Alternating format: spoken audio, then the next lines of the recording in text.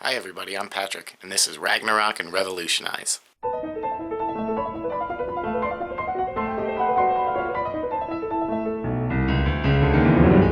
Ragnarok and Revolutionize.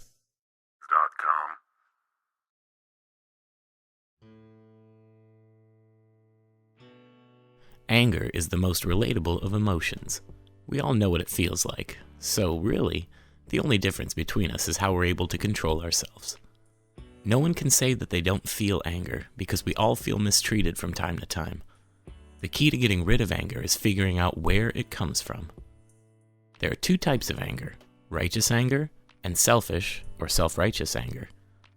Both are such overwhelming emotions, it can be very difficult to recognize where they come from. If we can cut through the anxiety and set aside our ego, we can recognize that there is a single root cause to each of these two forms of anger.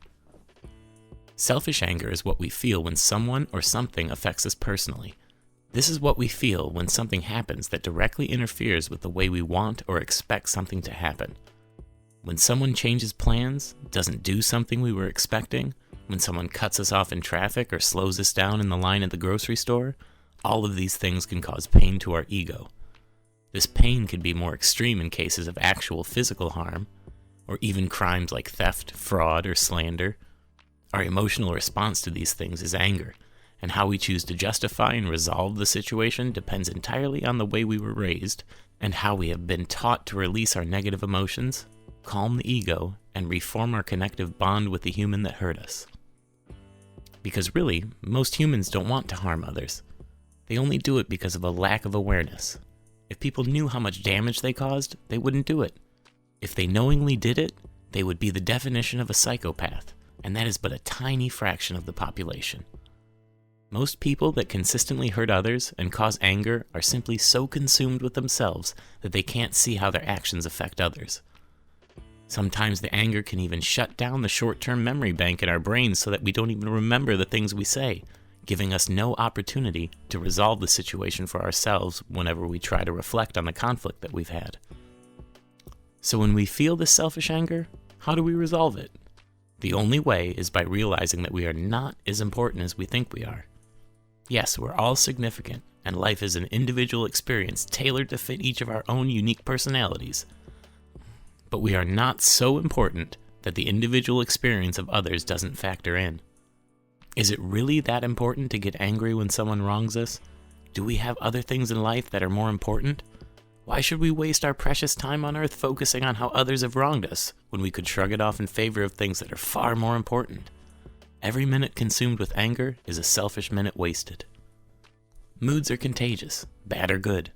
The more we project our attitude, the harder it is to communicate. The less we can communicate with others, the more isolated we feel and the angrier we get. When we can't connect with anyone, our resentment of the world builds and builds, and we are consumed every day thinking about all the things that the world owes us for the suffering it has caused us. Let go of your ego. You have everything you need right now, and you have the opportunity to be successful. The second you stop acting like the world owes you something, you can actualize that potential. If you have the ability to watch this video, then you have the ability to be a more successful human being and improve your situation. You just have to take the opportunity. Stop waiting for what you are owed and take it for yourself. Selfish anger is never a solution, but anger itself is not inherently wrong. We can still be angry without being selfish. This is righteous anger. This is the anger we feel when someone violates someone else's individual rights or personal sovereignty. This is the way we feel when someone harms a defenseless animal or steals from someone less fortunate than themselves. This anger can be justified, provided we are able to keep it from consuming us. So, the moral of the story is, don't let anger consume you. Don't waste your time. Focus on the things that are important to you. If that's not enough, then take some time for personal reflection and figure out what's actually important enough to you to keep you from being consumed by anger. Don't waste your time acting like someone owes you something that you could be creating yourself. The world paid its debt to you when it gave you a mind to think. Pay your debt to the world by controlling anger and making the world a better place for everyone. Thanks for listening.